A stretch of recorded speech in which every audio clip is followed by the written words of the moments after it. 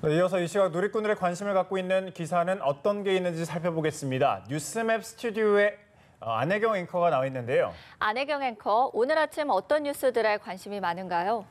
네, 오늘도 많은 뉴스들이 제 옆에 화면을 가득 채우고 있습니다. 먼저 누리꾼들의 가장 큰 관심을 받은 기사부터 함께 살펴볼까요? 네, 유명 블로거 도도만 김민아 씨와 강용석 변호사의 불륜설이 불거진 바 있었죠. 기사를 통해서 함께 보시면요. 유명 블로거 도도만 김민아 씨의 남편이 낸 소송을 취하하기 위해서 문서를 위조한 혐의로 강용석 변호사가 재판에 넘겨졌었는데요. 검찰이 실형을 선고해달라고 재판부에 요청을 한 바 있습니다.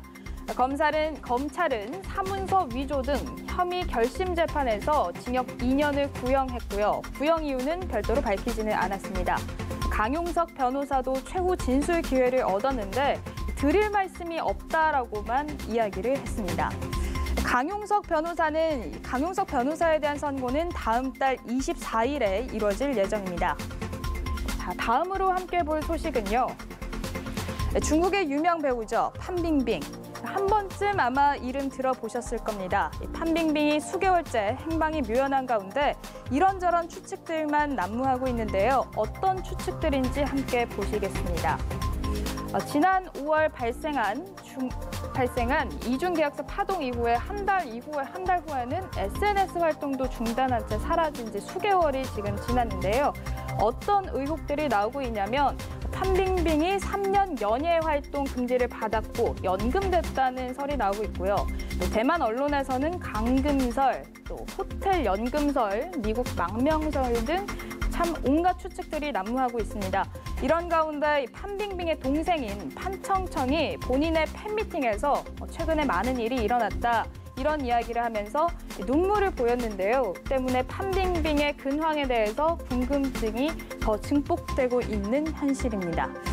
자, 이렇게 판빙빙을 둘러싼 여러 소문과 의혹이 끊임없이 제기되고 있는데 정작 본인은 모습을 드러내지 않아서 사망설까지 제기되고 있다고 합니다. 자, 마지막으로 함께 살펴볼 소식은요. 조금은 끔찍한 소식입니다. 인도 중부의 한 소도시에서 식인 호랑이가 2년간 13명이 넘는 주민을 살해하는 사건이 벌어졌는데요.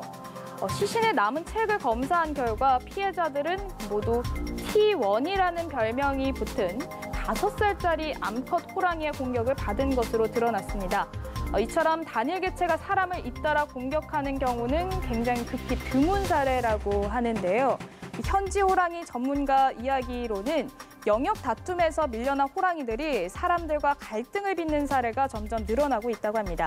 하지만 더 이상 이런 희생이 없기를 바라겠습니다. 지금까지 이 시각 한 뉴스 함께 살펴봤습니다.